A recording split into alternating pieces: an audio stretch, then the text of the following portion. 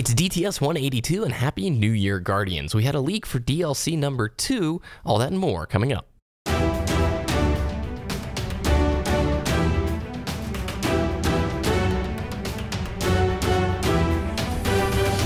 You're listening to Destiny, the show.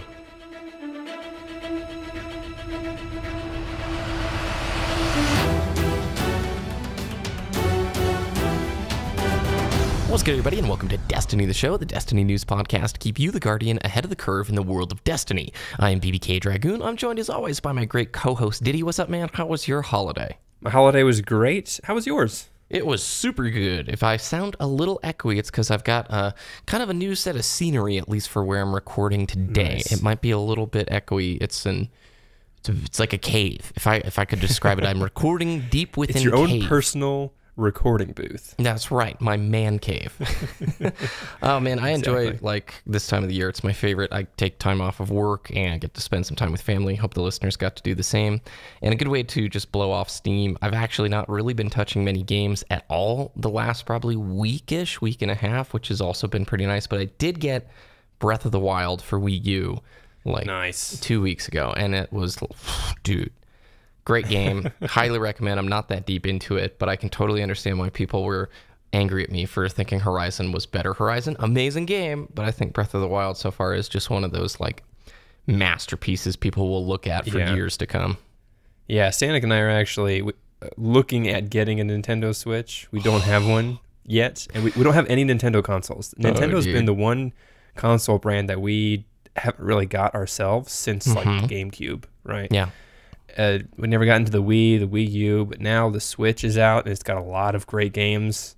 Breath of the Wild is really, really encouraging us to take the plunge. Dude, any temptation. I'm not the right person to talk to because I want to get a Switch as well. Everybody I know who owns a Switch is like, dude, this is the best console out right. Like, this is so stinking cool. And Nintendo, man, they know how to make fun games. I was playing, again, spend time with family. Some of my family members have a Wii, and they have like Super Mario Galaxy 2 and Donkey Kong Country Returns. And you go and play these games, and you're like, these are ridiculously good games. Like, what the heck? This is on the Wii. Like, it's just it's one of those brands that just has all the games where you sit down and just have fun, right? It's not super intense. It's not like you have to dedicate 3 hours of your time to actually play it, even though you probably just do that anyways without realizing, because it's so fun, right? It's just, you feel satisfied after playing one of those games, and it's that's where we need to go in life. I think. It totally takes you away from the reality that is the AAAs right now, right? Battlefront 2, of course, we've been talking about spend game and Eververse critiques for a long time. So in today's program, we're going to actually talk mainly about, I think it's God of Mars. Isn't that the title of the leaked DLC? We don't know if it's alleged confirmed. Title. Allegedly. We're going to be talking mainly about that leak today, and less so on constant Eververse bashing. If you want to hear us totally get passionate about Eververse bashing, check out last week's show. Both Ditty and I, gloves came off. We're disappointed with the direction that they're taking things. And like you said, Ditty, unless they change really quickly, they are probably going to sink the franchise if it goes down the road of Eververse much further. So if you want to get deep into the nitty-gritty with that, check out last week's program. With all that said, my friend, shall we transition to the news?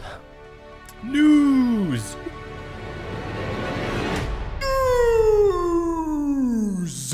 So, Ditty, I wasn't fully done talking about Eververse just yet. Did you send this video out of, this crazy breakdown of best case scenario and worst case scenario costs of Eververse items?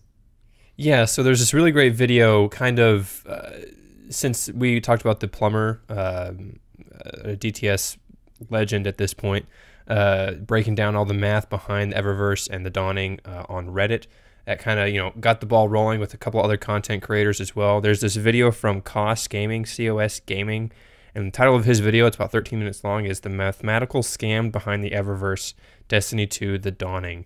And long story short, basically it takes a significant and ridiculous amount of time to actually earn all of the items within Eververse, and it's, kind of just like, yeah, you should buy it. Don't waste your time.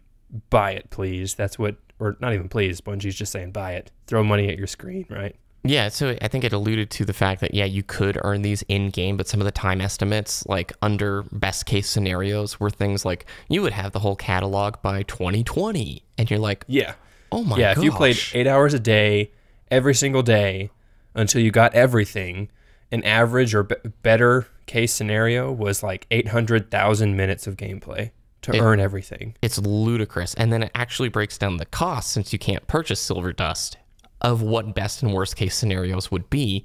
Some of these things, just dumb things, emotes in worst case scenarios are like $800, and you're just sitting there going, who came up with these costs, dude? This is such a scam.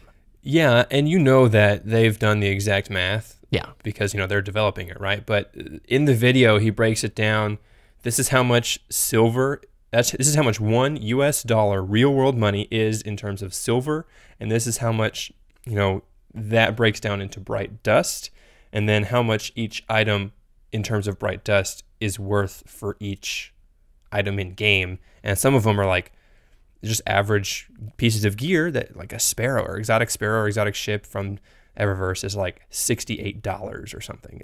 It's crazy. Yeah, I think it's a really good watch. It'll be on our website, destinytheshow.com. It's not one of those my blood's boiling kind of videos, but one of those, yeah, this is the reality of things. Yeah, it hits you hard. I don't want to put money into something like this. I don't want to see any part of this grow further, Yeah, exactly.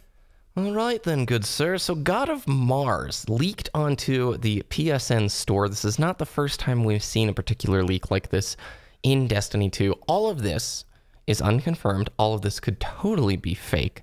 But for the sake of the discussion today, Ditty, and actually me personally, I think it's probably legit. So why don't we go over what the little PlayStation Network, flavor text was for all of the things coming with God of Mars and just talk about it. Yeah, sure, exactly. So, of course, if you don't own a PlayStation, if you go to the PSN store, you'll pull it up there. But it says Destiny 2 Expansion 2, Gods of Mars. Thank you. It's a $20 price tag. And it says March 2018, estimated launch time. We can talk about how that's interesting to me in just a moment. And the description reads as follows, and I quote here.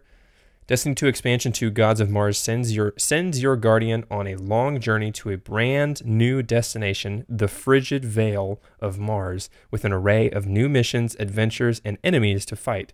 Charlemagne has reawoken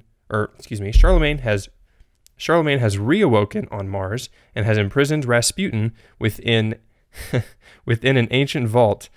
Work with the elusive Anna Bray, long thought to be dead, in order to combat Charlemagne's remnants, free Rasputin, and uncover the secrets of Clovis Bray. So I have a question, Ditty. Yes. Do you think Rasputin would let me use some of that vault to store the gear that I have? Because I am running out of space. I mean, is this the solution that Christopher Barrett was talking about for vault space right here? Long-term and short-term. Let's remember his exact words. Short-term and long-term solutions to a few of the items that we've been wishing for. So get your bright dust ready for extra vault space. Now, oh my goodness. Do I have to unlock it through a loot box? Because I've been saving up some dust, but I almost blew it at the dawning. There are no loot boxes in Destiny. They're called engrams. Okay? Oh, okay, I'm sorry. Thank you for correcting me. Let's hit the feature list and then talk about our reactions and thoughts to this. Sure, yeah. So the features here are the bullet point list here. Explore the Frigid Veil, a new destination that conceals the mysterious Clovis Grove and Charlemagne's vault beneath its surface. New story missions and adventures. New themed weapons, armor, and gear to earn. New cooperative activities. New competitive multiplayer arenas. New enemy faction and bosses. Okay, the only thing that sounds non-standard there is new enemy faction. Okay, Charlemagne's involved. Do you think they will do something like, these are Siva Cabal? It's really funny you say that, because I was joking when I first saw this new enemy faction.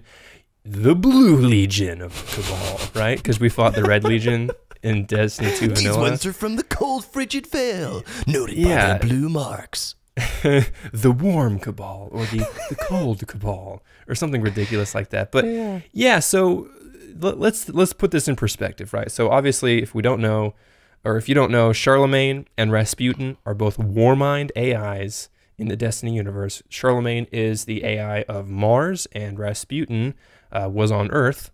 And in Destiny 1, in the lore, Rasputin was trying to, reactivate or take control of other Warminds, so probably something tying in there in terms of the lore.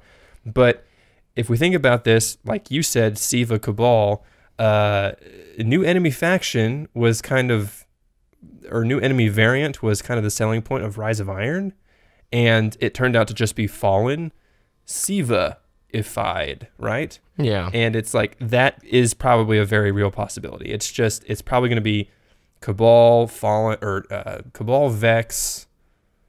Who else is on Mars? Fallen? Are the Fallen on Mars? I think the Fallen were on Mars. Fallen go wherever they want to go, my man. Yeah, they're scavengers, right? So, and yeah, they were on Mars. I remember now. And it could be any of those, right? The Taken were on Mars. Just kind of different, And I think that's a very real possibility. There was a more direct tie, though, to the Fallen, if you think about Siva and sort of the worship of technology with the Fallen and how the two sort of merged. So I do remember Axis, there was a loose allusion to Charlemagne. I don't think it was confirmed, but we talked about it a long time ago.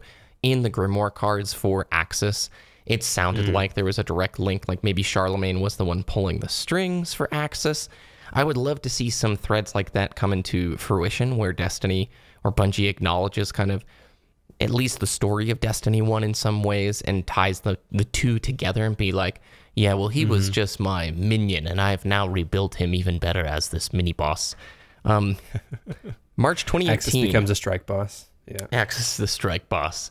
March 2018 to me seems plausible in the sense of their original plan, because that's the start of Season 3. We've heard a lot of Activision earnings calls where they're touting how they're going to deliver content on a more regular basis. However, with the backlash and the complete disappointment of Curse of Osiris, just how shallow it was, if they release in March something comparable in length to Curse of Osiris and engagement, holy cow, the train wreck is going to nosedive. It's going to be unrecoverable. I think you're going to have so many people abandon the game at that point. I mean, there's a lot of people abandoning right now, which totally understand. But do you think March? Do you think April? You were more a May person, thinking back to House of Wolves, if I remember correctly. Yeah, I was. And the reason I say the March leak here is really interesting is because what I said way back when Destiny 2, I say way back, just a few months ago, when Destiny 2 first launched, with the timing of DLC 1, Curse of Osiris coming out in December, right? That's the last month of the quarter, of the financial quarter. Right? Yeah, that's a good point. March is the last month of Q1, quarter one of 2018. So if they want to hit quarterly earnings, goals, metrics, whatever you want to call it, then this DLC launching early March 2018 makes the most sense, right? But like you said, if they release something that's comparable to a Curse of Osiris and they don't make any drastic changes, like that's what needs to happen to rectify this situation. A drastic change, drastic improvement needs to happen. Otherwise, it's just going to be more of the same in the eyes of the community, I think. I totally agree. They hopefully they would recognize that and say, oh crap, what we have is not going to meet that expectation. Let's push it back, right? Very similar to House of Wolves, how we originally thought that it was going to be March. It was pushed back to May, April, May. And then, they have a bigger, slightly larger, better update to provide to us. The key here is they have to communicate that. Like if they say, oh, we need to push back development, and then leave it at that, okay, what are they doing, right? They need to be able to communicate. Yeah, due to community feedback, we felt the final product was not what we think you need, so we're going to make these improvements, make these changes, and come back with a more polished, appropriate product for the time. I think the super key thing you pointed out is the quarterlies, though, because those investor earnings calls are key, and when you have a new expansion launching in that quarter, it absolutely inflates the monthly active user counts, the way Activision and Blizzard tabulate monthly active users as an average across that quarter, so those 3 months. And if you have an expansion launching in it, that will offset your drier months a little bit when it comes down to the average. Well, just be real, I don't really care about some new story missions, a new location, one new strike, and the new raid layer. Actually, the raid layer I do care about. That's actually it's not even cool mentioned. Part. It's not even mentioned in this leak, right? Yeah, but obviously they it's not did official. Say we were going to be getting another raid layer. I mean, it's pretty presumable. But yes, they did say that. Yes, exactly. Yeah. But I just wanted to point out that this It's leak a good point. did not mention That's a any good point. raid at all. I agree. I really want to see Bungie every single month delivering substantial updates to fix Endgame. That's The State of Destiny post every month. That would be great. Exactly. Like real things coming in January, like we're changing prestige rewards, we're fixing the rewards for raids, we're working on more improvements to the mod system like Christopher Barrett talked about, and oh yeah, here's private matches as well. And then February arrives and we see more of that. If they do not move quickly, I guarantee you some new story missions, a new strike, and some PvP maps are going to do nothing but make the community more frustrated. Eververse is a huge problem. And we've talked about it on the show for like 6 weeks. We are really disappointed with the direction that they've taken the game and Eververse. But even if Bungie tomorrow just turned Eververse off completely, it doesn't resolve the endgame problem within Destiny 2. Destiny 2 needs such a big rehaul and rework, something far more substantial than what the Taken King did to Destiny 1. Destiny 1 Vanilla and DB and House of Wolves had problems, had shortcomings, for sure. And the Taken King really was like the title update that it needed. D2 needs a title update on a grand scale, like double the size of TTK in terms of the fundamental changes, you know? Yeah, it needs an Age of Triumph makeover. Exactly. Like Age of Triumph brought back, I say back, right? It brought back a lot of old content, but it gave it at current, relevant levels, and it had, you know, some type of revamp with it as well. It had stuff that you wanted to work towards. It wasn't just, oh yeah, Vault of Glass, level 30 or 335, whatever the power level was or light level was at that point. It had something that you wanted to go after. And like you said, even if they turn off Eververse, well, what am I gonna work towards in Destiny 2?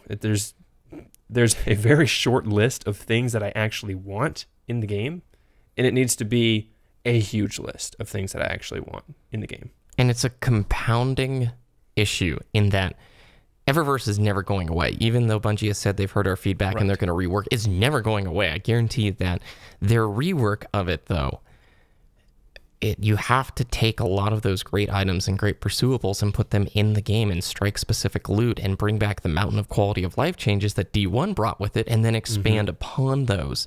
So for me, it's just a big task. I think they're very capable of it as long as they can swallow the pride of admitting and definitely showing us in their actions, not their words, that we're sorry. D2 is a step backwards in many ways, and we are committed to moving it in the direction of making this a great game you want to play each day. Because Ditty, I think about Destiny 1, especially Age of Triumph era, the record book was a great motivator, but more so than that, the raid armor sets, and this is just a very specific example, the new raid armor sets were really pretty, and then if you got the ornaments with them, they were the greatest looking armor sets in the game. And the pace at which you could earn those ornaments meant you really had to pick the sets that you wanted to go for instead of all 4 of them immediately. You know what I'm saying? That would be a long-term summer goal if you wanted to get all of them with all the ornaments. Destiny 2 feels so samey. I walk around the tower and I just feel like my Guardian is a copy pasta of 7 other warlocks walking around in there. And I don't feel like there's any customization to be chased after. In D1, where, okay, I'm going to go grind this playlist because an IS Luna might drop, and I really want an IS Luna with these perks on it. Oh, I got this IS Luna. It's missing that one perk that I want, but I'm going to use this for now. That is gone to me in D2. It just feels, everybody feels like we're working for the same 6 things. We get it, and then you're done. Unless you want to spend Eververse money for reskinned ships that all look the same. Yeah, exactly. I mean, you hit the nail on the head. I mean, when I finished the Destiny 2 campaign, on PC specifically, I knew the piece of gear that I wanted. I wanted to complete my Night Stalker tree, and I wanted Orpheus rigs. That was my goal. and that's it. That's 2 items, right? One of those is very easily acquirable, that subclass, and then the other one's RNG based.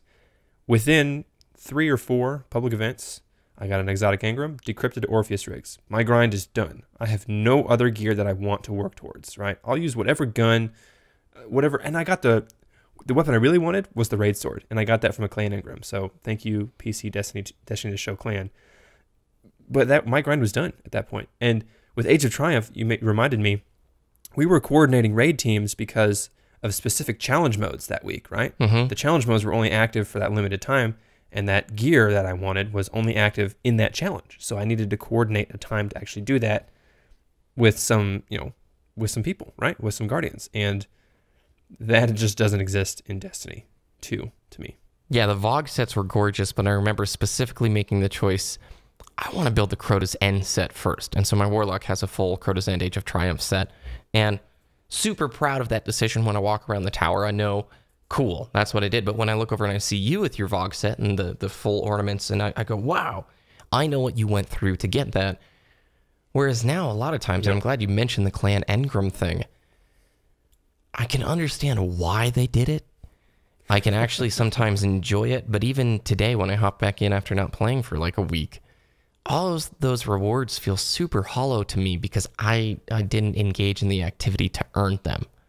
And I know that's probably a discussion for another time, but it all comes back to this weird investment game paradigm in which player customization in many investment games is the end game. And Destiny 2, it just feels like there's such limited options for what you want your character to look like, and especially crazy limited options in how they perform. I mean, weapons with, no random rolls gone, everything's super, super samey. And again, I understand why they made them. I just don't agree with the decision. I don't think it helped for the better. Yeah, I would agree. I don't think there's anything else that can be said here. My theory, and I know we said we weren't going to dive into Eververse anymore, but my dream, right? The drastic thing that Bungie would need to change is, one of the main arguments is, well, I have to pay for the DLC. Why are there microtransactions also? Yeah. The drastic thing that I think Bungie could do, and they're not going to do it, after the DLC 2, and they announce DLC 3 and 4 or title update 1 or whatever for Destiny 2, like the Taken King style expansion that supposedly should come in 2018, late 2018, just make it free. A huge update, right? You don't have to touch Eververse, right? A huge update with all this new gear to work towards. Just make it free. That would be on the scale of drastic things that I think that would need to change. Yep. I mean, look at the Division. Look at where the Division was when it launched. Look at the first few months of the Division and how it went from the hypest of the hype, the Destiny killer, to, wow, this game has a ton of fundamental problems within it. Yet the devs over the last few years have kept at it, communicated well with the community, had their game improve, and now 1.8 of the Division is fantastic. I think it's pulled a lot of players away from Destiny. Warframe has been an incredible fun game for both you and I that we've been playing the last 3 or 4 months. Bungie is more than capable of pulling a Division. Bungie is more than capable of doing that. Do I think they will? I don't know.